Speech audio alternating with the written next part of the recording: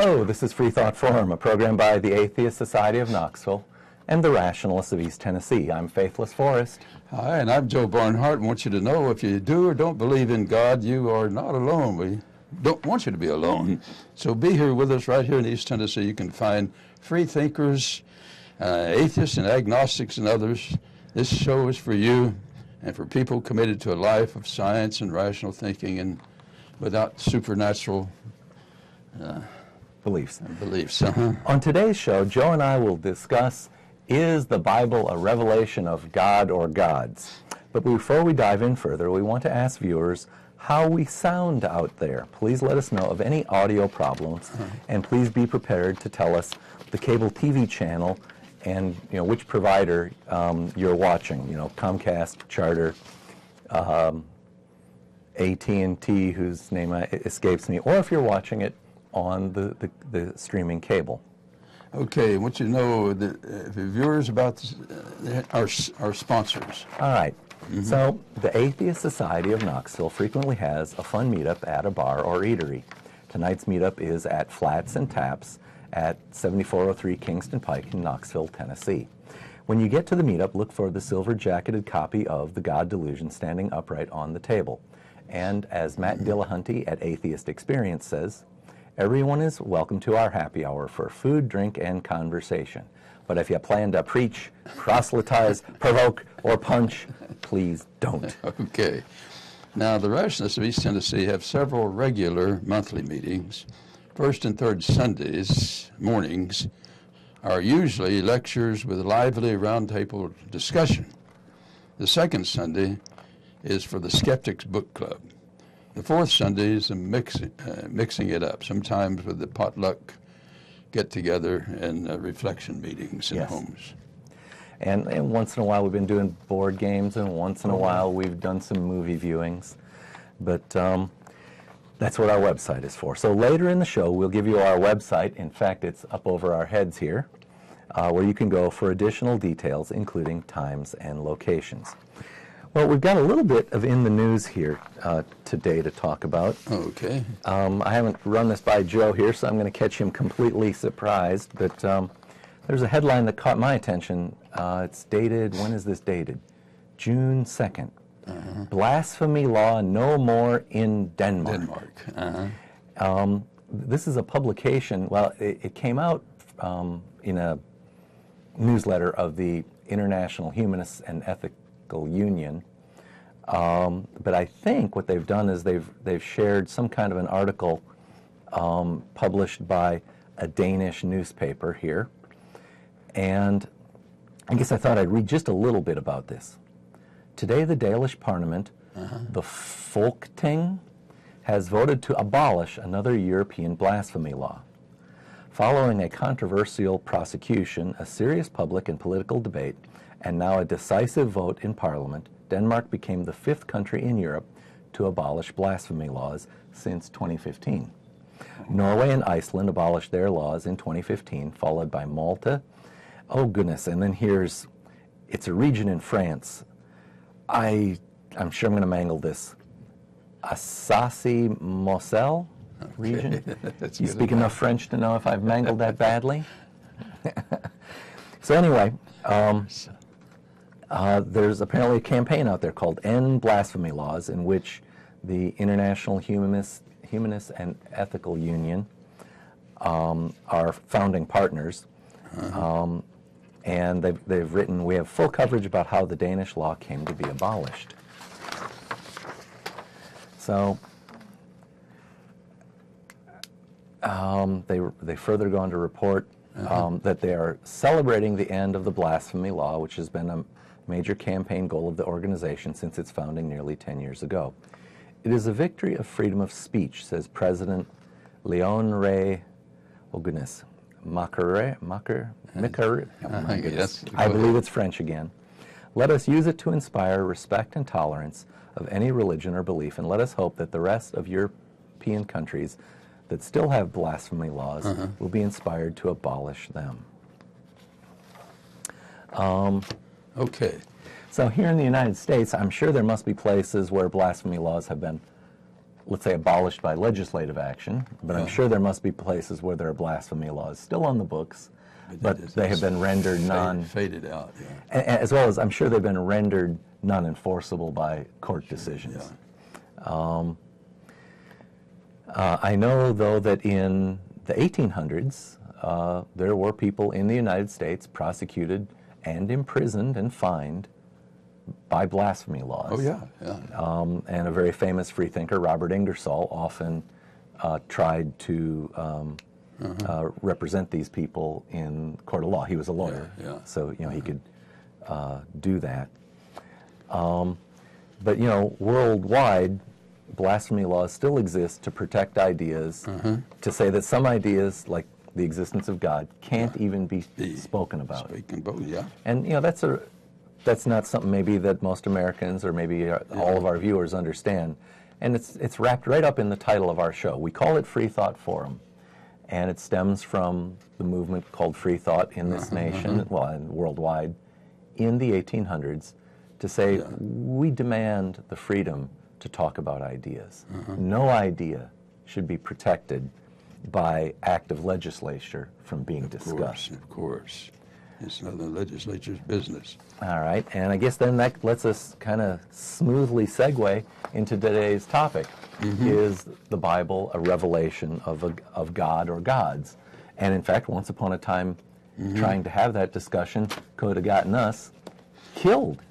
Well, when I was a teenager, I was influenced by a Baptist preacher named John R. Rice, who, now I was a teenager, about 16, best I remember, argued the Bible's the infallible revelation of God.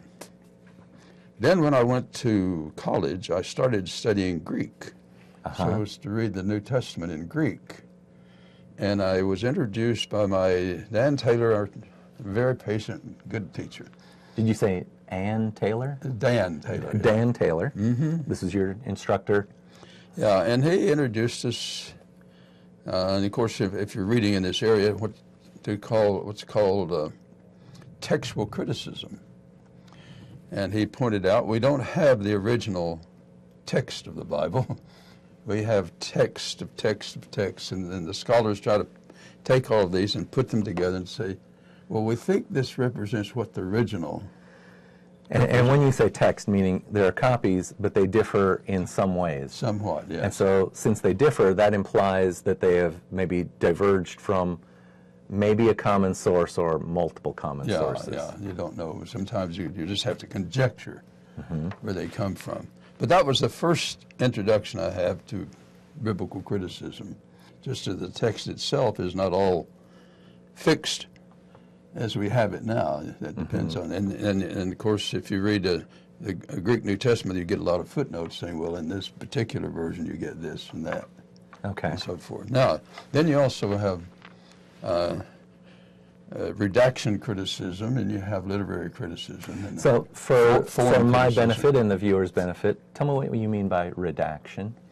Well, you've got a text, and then you see that it's been revised or changed by someone who's reading it and thinks maybe drawing from some other sources or some other way of thinking. They think, well, this is what it means. We can modify it, and then some of the meanings get put into the text. In other words, the interpretations become fixed. Yeah, okay. So redaction really refers to the fact that if what we have are multiple divergent copies of a postulated root source, that the persons who have written one of these copies, they either accidentally or maybe with well-meaning, it would be the most charitable way to say it, they've introduced changes, and so they are referred to as redactors. Now, I think maybe there's another connotation to that too, isn't it? And that is that originally these things that are in the Bible weren't, the very first time they were written down, it wasn't in one binding, it wasn't on one scroll, it was multiple. So people had to put them together. That is an act that merely choosing what to put together, choosing the order in which you put it, affects meaning. And then later, after you had that, you had what's called the gospel parallels.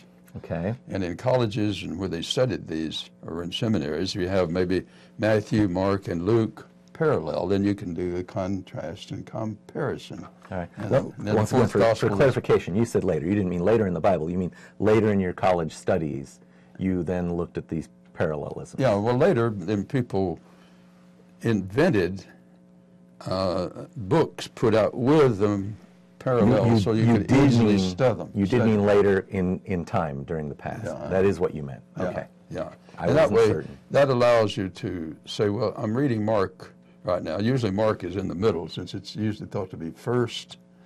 And then you have Matthew and Luke. I was about to say, in the Bible, isn't it Matthew, Mark, Luke, and John? Yeah. Okay. So I've only read them once, really in order, meaning cover to cover. Sure.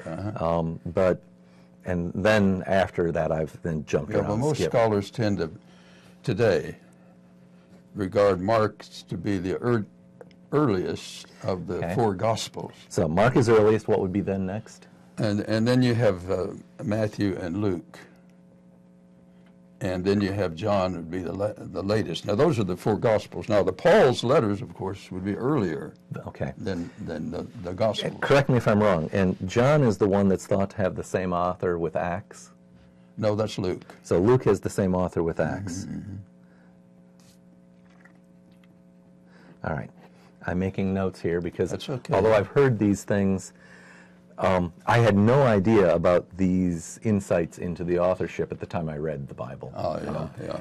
And I remember mostly thinking, how do people read this and not see the contradictions and as well as immoralities, and what do they Differences, ask their pastors and priests and about all of this? Yeah. And okay, I may have drug you off topic. So you were talking about these multiple sources and that's the called redactor. textual criticism. Then you got redaction criticism.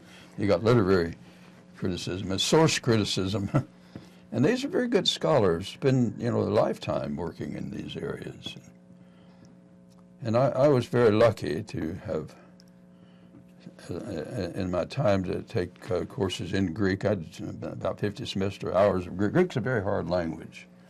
I had to take a test in French on my PhD program. Well, I hadn't had any, so I just got a book and started studying and passed the test. You can't do that with Greek. I can guarantee you. I had a fascinating class in college called the History of Theater. And during that class, the instructor said, well, he introduced us to a very famous play, Oedipus Rex, or Oedipus the King. And we read that. But he talked about its importance to the history of and tradition of writing plays to the Greeks. And it was so important that he determined he would read it in the original, but he didn't read any Greek. So he had to then get, a version that had the English and the Greek, and he'd try to read them. And so I would have been 21 years old, I guess, when I heard that story, and it stuck with me. It was kind of impressive.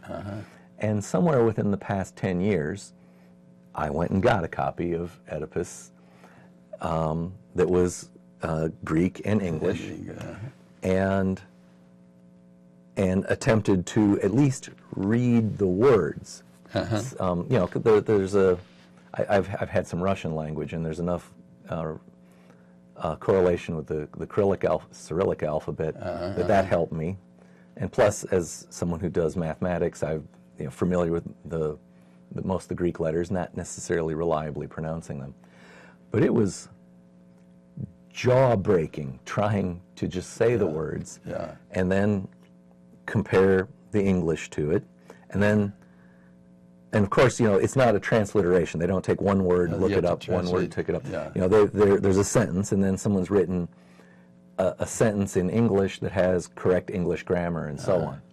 So I compared the two, and after a few pages, I decided I would just finish reading the English version of it because it was really slow going.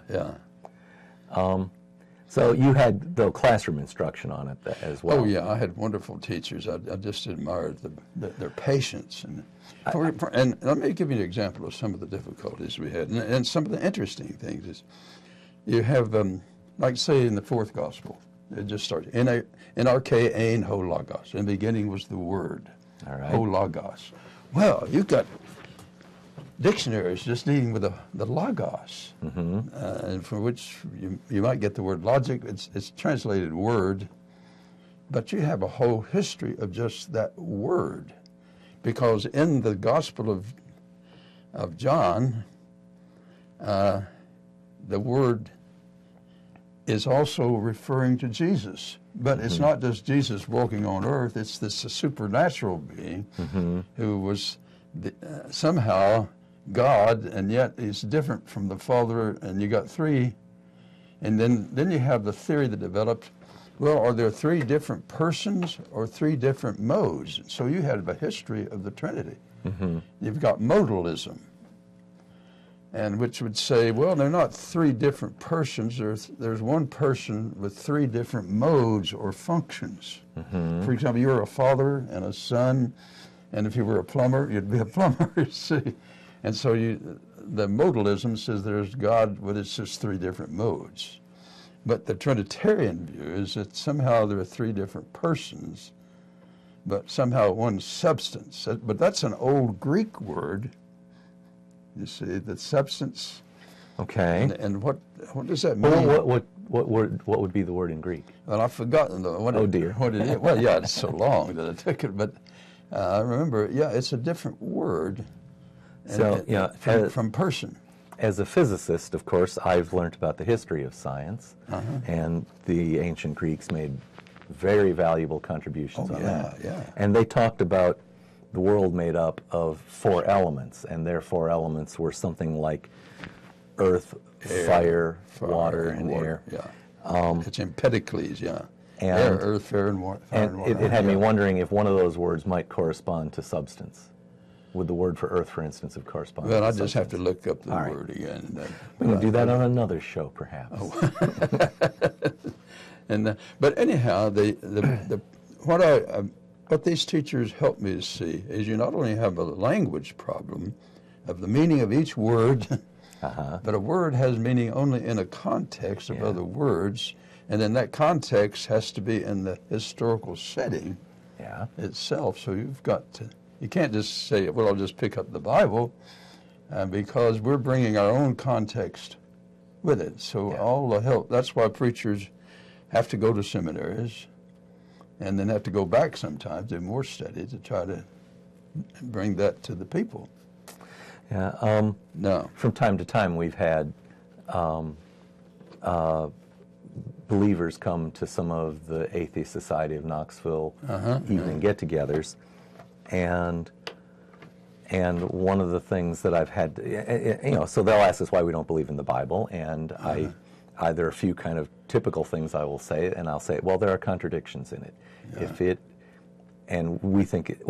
I would start out by saying, I believe that it is just like any other book. It's the product of human beings and human beings alone.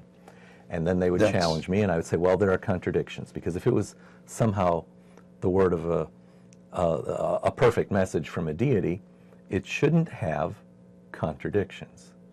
And they'll challenge me on, well, what contradictions? Well, that's so why what Bible contradictions are your favorite out there? Yeah, well, that's why in the school we studied the gospel parallels to see how they differed. Yeah, you're comparing and contrasting. And contrast is to look for differences.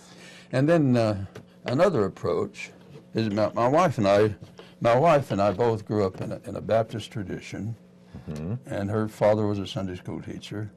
My parents were in a different framework, but I was very much into that. But we together wrote a book called The New Birth, a naturalistic view of religious conversion, rather than this is not a supernaturalistic version, but and we're trying to say that people do go through changes and conversions all the time. Part of that is the growing up process. And we convert from this way of behaving or this way of believing, this way of thinking, and so it's a naturalistic. And so we came up with a phrase, this is Mary Ann's phrase, and I borrowed it, the social womb. All righty. And we're born to, we start off as a fetus. And we are gestated in a maternal womb. That's a good way to put it. And then the mother and the father and aunts and uncles and cousins and others are part of that social world that help create more. And that would be the social world of the immediate, the nuclear, and then next level out family. Yeah. Which for much of humanity would be the experience of a newborn. Nowadays we are more mobile and it's more fluid, and so there's the social womb is a bit wider spread. Yeah. All right. But I'm redefining Marianne's term here. Maybe I shouldn't do that. No. I think this makes good sense. You have a different kind of input as to how the social womb operates. It's still a social womb. You still have people on TV. You still have people on the telephone and still texting. These are people. Yeah.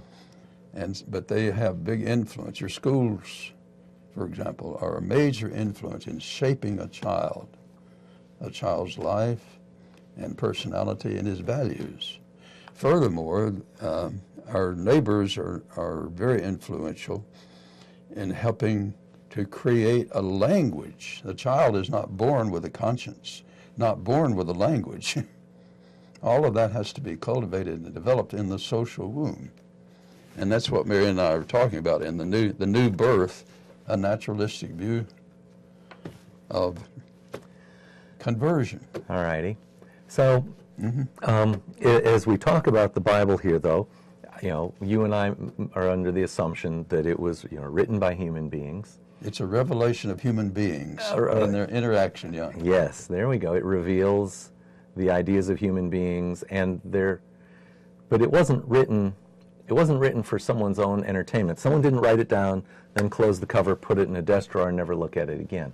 These things survive because someone wrote it and then propagated it.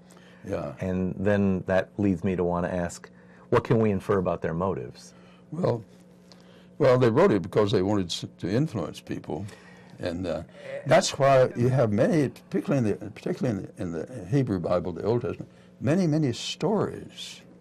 These stories help communicate values and expectations and hopes, and they help define relationships.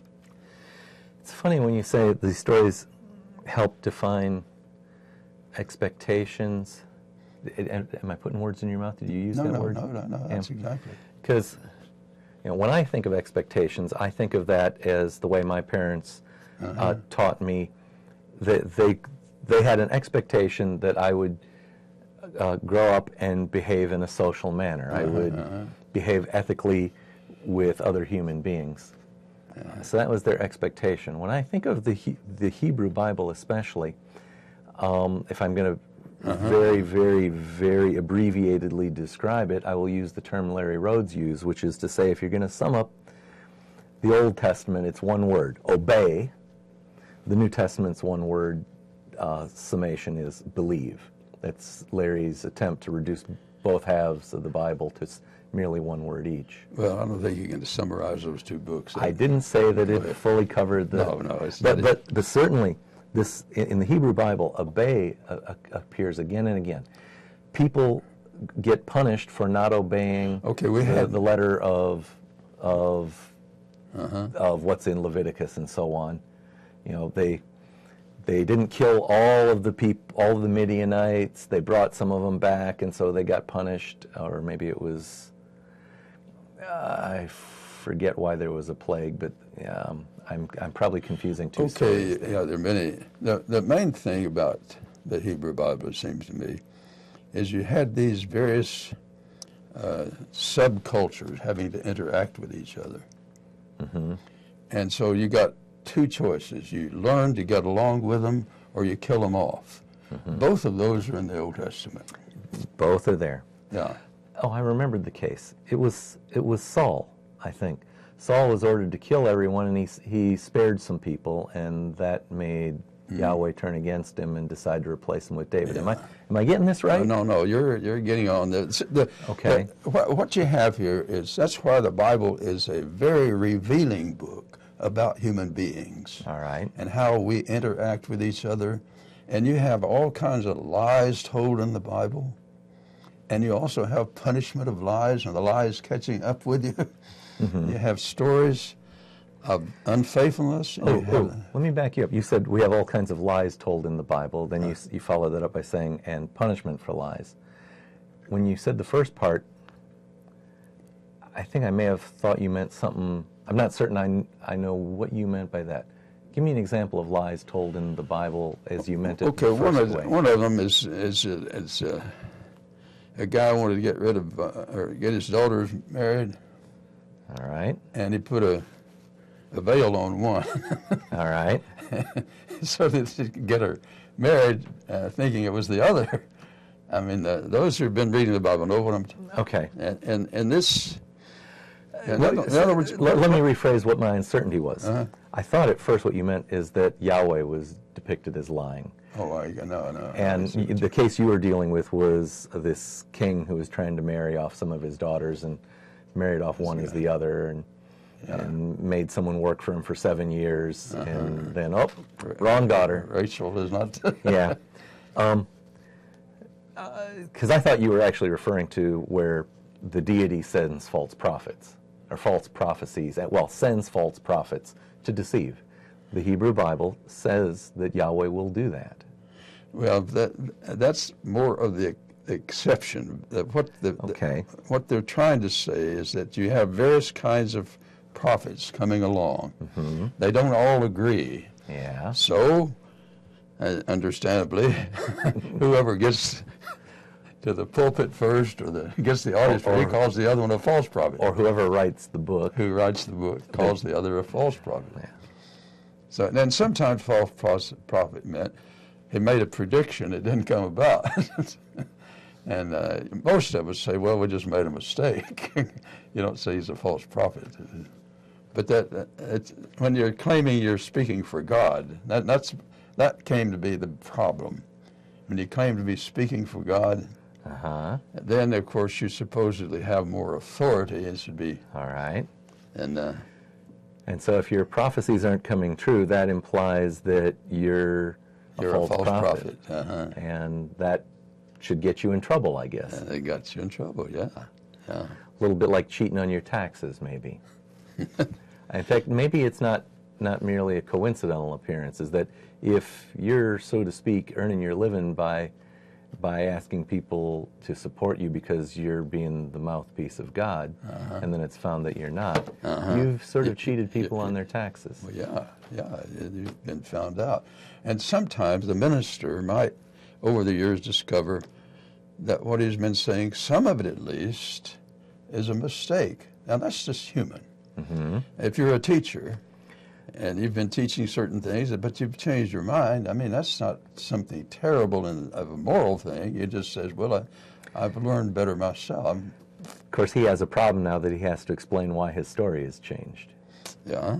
And if he teaches the people all along, I'm a human and I make mistakes, then they'll understand because they're human and they make mistakes.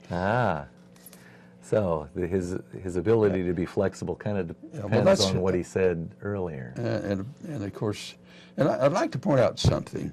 When Mary and I wrote this, The Naturalistic View of Religious Conversion, take forgiveness. And I had one caller in who seemingly was making fun of the notion of forgiveness. Now, if we had talked to him, maybe it wasn't this program, some guy, he was an atheist friend of mine, was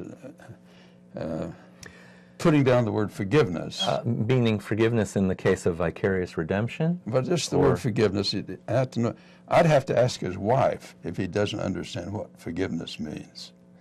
You know what I'm saying? All right. Now, most of us know what forgiveness means. We don't have to make some grandiose theological context for it. Well, I'll confess. Go ahead. When reading the Bible and understanding this idea of forgiveness of not mortal sin, primordial sin, what's the phrase I'm looking for? Original sin, yeah, there we go. Original sin, that That was a kind of a hard concept for me to wrap my mind around, because I don't normally think of people inheriting the responsibility of mistakes of their ancestors. That's an immoral idea from me. Once it's explained to me, I say, well, that's absurd. That's an immoral idea. So therefore, it was a difficult thing for me to grasp, and therefore it should be. Yeah. And it is itself immoral to say, okay, Adam and Eve's sin, and therefore to hell with you. And that's what the evangelical view is. You deserved hell once you reach the age of accountability because of Adam and Eve, because you inherited that. Mm-hmm. You're born into your original sin. Now, here's my explanation. Mm-hmm. They're trying to do two things with that. One, to explain why is it people do a lot of harm to each other. You got to explain that. And that's what the original. Now, I've got another. Another is they need some way, if they're going to sell their version of salvation, they need to create a need for it. Yeah. And that's what the original sin theory is about, it seems to be. How can you sell people on salvation if you can't convince them they're doomed without it? Yeah. So it's a sales job. Well, John, looking at the clock, we're a little more than halfway through. Why don't we run through the mid-program break? Okay. We aren't going to have the videos today. We'll just have to settle for talking about things here. Can you grab host one? Okay. In case you're just tuning in, this is Freethought Forum, a program by the Atheist Society of Knoxville and the Rationalists of East Tennessee. Freethought Forum is funded jointly by them and by individual contributions. Today's show, most shows are live Tuesdays from 5 to 5:55 p.m. Eastern Time on Knoxville Community Access Television Channels 12 or 194, depending upon your local cable network. You can tell your out-of-town friends to see us streaming online at ctvknox.org. Oh, good. And this is a live program. I hope we're live. It's the 13th of June, I believe. And there's a call-in number on the screen, and you can see it. And we can take short breaks, please. But if you're out there, call in and talk with us, and makes it more interesting. Make us justify all these opinions we're expressing. Yes. All right. Well, we don't have the videos for today, so I'm going to flip over and talk about the Atheist Society of Knoxville, or ASK, meets 1 or 2 times a week. We have regular evening meetups for food, fun, drink, and conversation. You can find us online at knoxvilleatheist.org, where you can learn how to join our meetup group as well as the Facebook group. The purpose of ASK is to supply a venue for community camaraderie and outreach to atheists, agnostics, freethinkers, and other like-minded persons in the East Tennessee area. Our meetup on Tuesday is going on right now at our somewhat new location of Flats and Taps. That's 7403 Kingston Pike, Knoxville, Tennessee. That's just about a block east of the West Town Mall. All right? I think you're on a different page from me, so you go ahead with the next. All right. Well, the second Sunday of most months is the Rationalists of East Tennessee Skeptics Book Club. The book for July is Makers and Takers, The Rise of Finance and the Fall of American Business by Rana Farohar. Man, I'm sure I'm mangling that name. The meeting is on Sunday. It'll be the second Sunday of July at 2 p.m. The public is invited to participate. You need not have read the book to attend, but of course, it helps. Visit rationalists.org to find the rest of the book calendar and join us at the Books A Million location at 8513 Kingston Pike. That's near the Walker Springs exit. Oh, yeah. And the third Sunday meeting on June 18 is the same location, the cafeteria. June 18. That's going to be this Sunday. All right. And here it is, leaving the faith to focus on the family. And it's about a family, music, fame, shared experiences of transition from life to cult and none. And moving from the limitations of faith to free thought and exploration to feel like walking naked in the big cities. An exploration that can feel like. It probably should have the word that can feel like, yeah. Well, go ahead with it. So how do you talk to the little ones? How do we learn to be okay with saying, how do you learn to be okay with saying, we don't know the answer to that? Join the Cullimore family for a discussion of non-belief in family life. You may even get to hear from their kids, and with luck, they'll share some of their music. So I guess they're a musical family. I've never heard of them before, so that's this coming Sunday. Meetings are in the Goins administrative building at the Pellissippi Technical Community College. It's the cafeteria annex, so you actually go through the cafeteria and you go through a set of double doors, and that's where we'll be. Okay. If you don't go all the way through the Goins building, you'll find yourself in the, goodness, is it New Hope Church? There's a church that meets up in the big auditorium. That's not us. Okay. Okay. That's all right. Back to our program. Is the Bible a revelation of God or gods? Said we're taking the contention that the Bible is basically a revelation of human beings thinking about a lot of different subjects, having various theories of God and various theories of salvation, but try to deal also with morality and values and family relationships. You got, and particularly early part of the Old Testament, you got a lot of stories about family relationships that are kind of interesting and good storytelling. And I think those storytelling experiences allowed for discussion so that you could have various versions spawning. And that tells you something about the culture in which you grew up. Yeah, so as you describe that, I immediately think of, let's say, some of the more well-known stories. We're going to have the story of Noah's Ark, which lends itself to making little models of boats and little toy animals, and isn't that cute? Except that it's really all about all the rest of them are getting drowned. Yeah, and see, my view is that's blasphemy, to think that God, who presumably planned the things ahead in the first place, ends up drowning most of the human race. That's not very good planning, it seems to me. Now, if he knew that most of the human race was going to end up in absolute disaster, then he could have said, maybe Adam and Eve is not the right couple to start with. Now, if you have an omnipotent God who has all power. For the sake of viewers who may not know, define what you mean by omnipotent. All powerful. Okay. All potency. All right. If God is in complete control, has all knowledge and foreknowledge. Okay, so that's another word. That's omniscience. Omniscience. All right. All science. And science means to know. So omniscience would mean knowing all. And he's omnipresent everywhere. All right. So if he's everywhere, knows everything, and has all power, this is the best he could come up with. A couple whom he foreknew would ruin the whole show in the first place. Would fall short of his instructions. Yeah. Now, did he not have in this omnipotent and omniscient mind, knowing everything, is this the only couple he could think of to start a human race? See, that's one of the problems. Well, clearly, this is a story invented by human beings,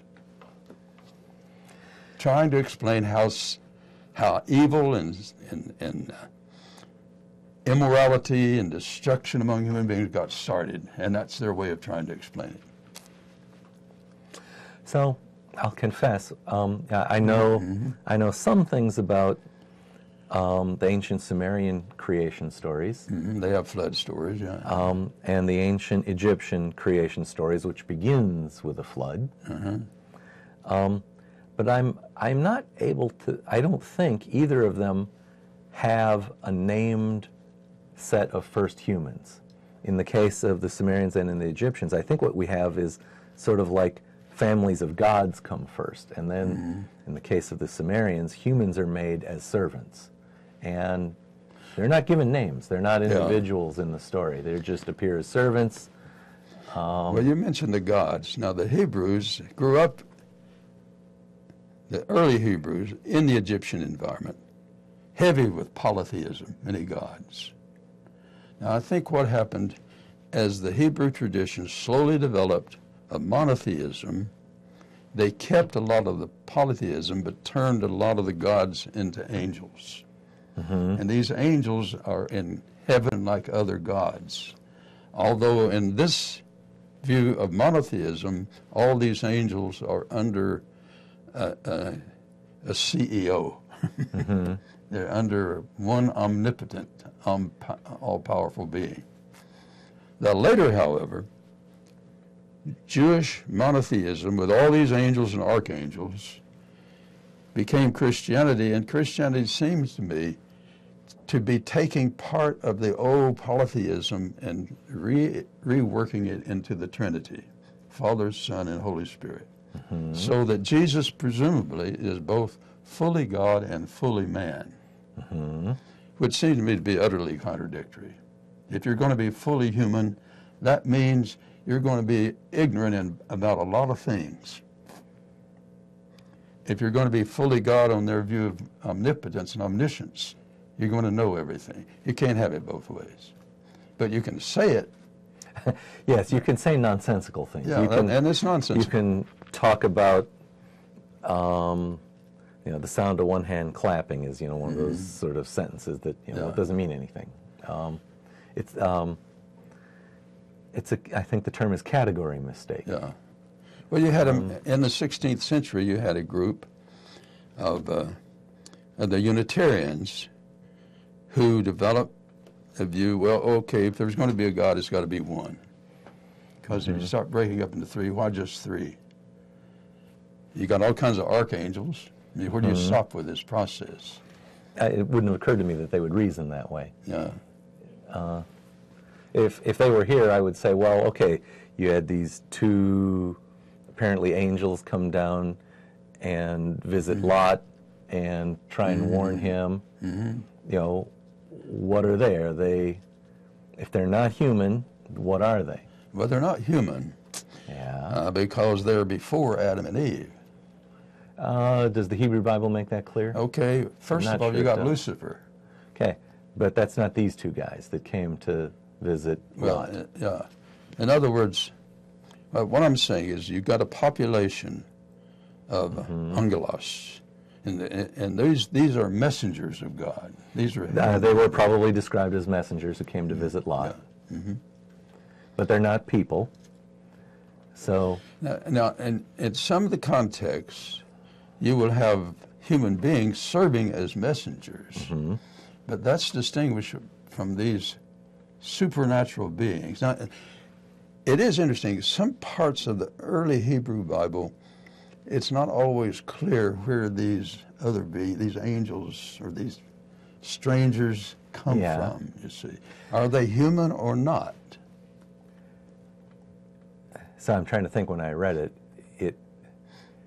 Yeah, and of course, as I read it, I can't help but come from, even though I'm a lifelong non-believer, I have been exposed to Christian ideas, and I would have interpreted through that lens. But it was like they were angels sent down to warn Lot. Yes, exactly. And so thus I was asking you, the hypothetical Unitarian, to give me an answer, and that is, if they're not people and then they're not part of the Trinity, what are they?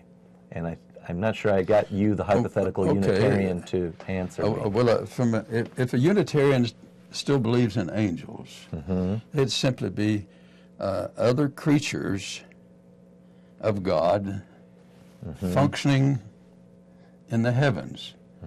However, by the time you get to 18th century Unitarian, then the notion of angels begins to fade out. In fact, when I was on campus, so they couldn't have worked miracles or anything. They couldn't have. Well, if they could be assigned, they could be water assigned to do certain kinds of. But they would have walked to their destination just like people do.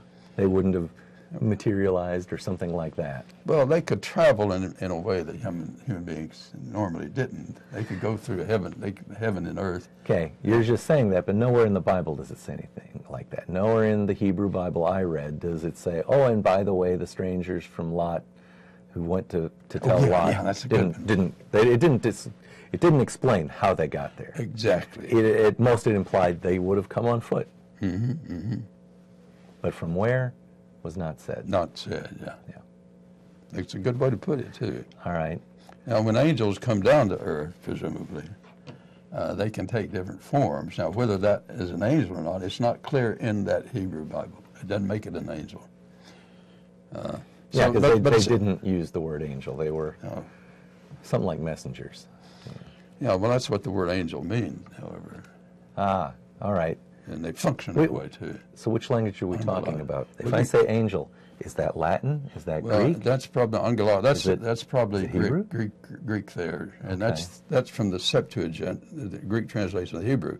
I don't know what it would be in the Hebrew. I'd have to look that up. All right. Viewers, there's 8 minutes left. If you know, give us a call. Yeah. So you have a lot of miracles in both Bibles, both the Old Testament and the New Testament. And what I'm trying to argue is that all of these religious, with the supernatural gods among the Greeks, they had miracles too. That was pretty popular stuff. I like the flying horses story. Yeah, Flying horse story. Yeah. But I'd take one of them if it was offered me. yeah, you would, wouldn't you? And you have a lot of that sort of thing in the last of the New Testament, the Book of Revelation. You have a lot of flying creatures. Yeah, that probably doesn't sound like a real. We wouldn't want to wish that one to be real because there's an awful lot of fire and death. Calvin did not accept the Book of Revelation as divine revelation. From my memory is he didn't, because it is a pretty violent book. So what we're contending that if you want to understand the Bible, see it as a human book, and it's a big revelation of what we're like, from the heights to the depths. The best part of human is in the Bible, and the worst part is in the Bible. And some of it is projected onto the gods and to God. Yeah. The worst part is projected onto God, and the best part is projected onto God. So I guess I was trying to say, as you said that, I thought, now, can we do the same thing on the people that are in the Bible? That there's going to be some, really bad and then some really good. So, well, the Good Samaritan story is a wonderful story. Yeah, all right. And, that would represent just about the best. Yeah, any culture could appreciate that, whether it's an atheist or polytheistic or Hindu or whatever. But what we're saying is the Bible is very, very human, and even the views of God are very, very human. I guess it's in Richard Dawkins' book, God Delusion, where he summarizes it by saying, they basically describe God as, a giant man who is strong and sometimes a not very rational bully. Well, he gets vindictive, he gets very loving, he can be very kind, and incredibly irrational. The whole notion of hell is absolutely insane. I mean, think of most of the human race tortured, and you knew before you created they were going to end up that way. And although we've discussed this before, but for benefits of the viewers who haven't seen me make this assertion, that's really the Christian form of the God. There isn't such a strong view of hell in the Hebrew Bible. Yeah, that's very late toward Daniel, maybe. That's late. And at best there's something about, maybe something like an afterlife. Yeah. But there isn't this. That's a good point. There isn't this thing that in the New Testament where it's, unending fire and the smoke shall rise forever. No, that's New Testament primarily, yeah. So even though a lot of Christians want to talk about the New Testament as making God a nicer person, irony, that statement should be loaded with lots of irony. They've made God a nicer person. You got the Golden Rule and you got the Book of Revelation.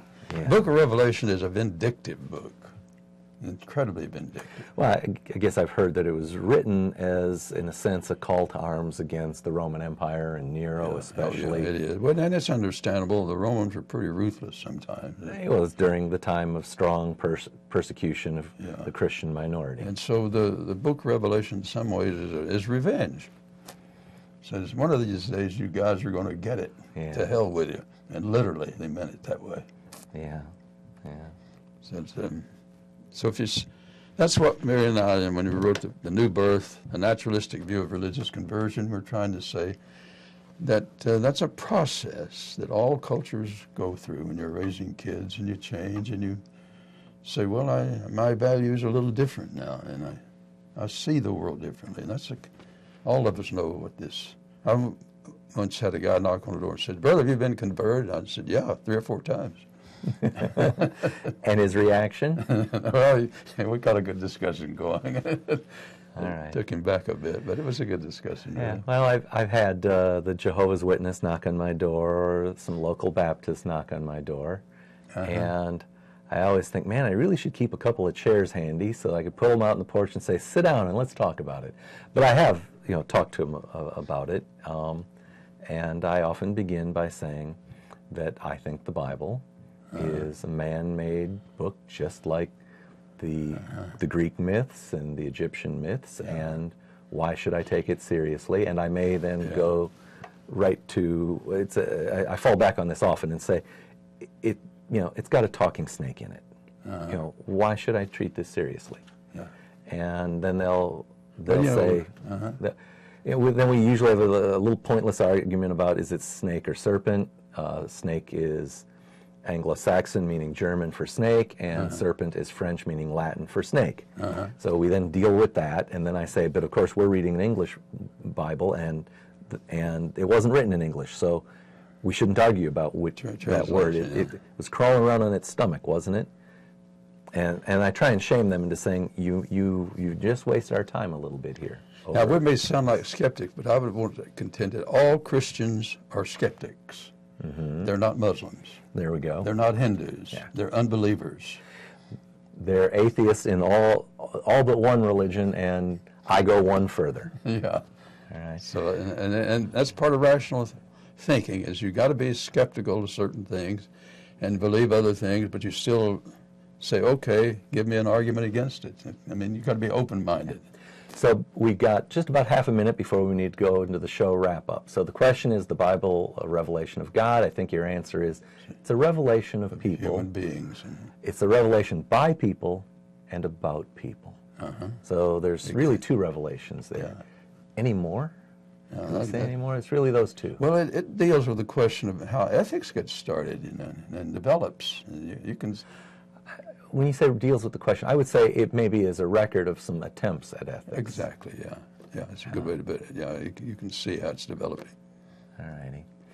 Well, why don't we start doing our closing here? Okay. We got just about a minute left, and it's time to start wrapping things up.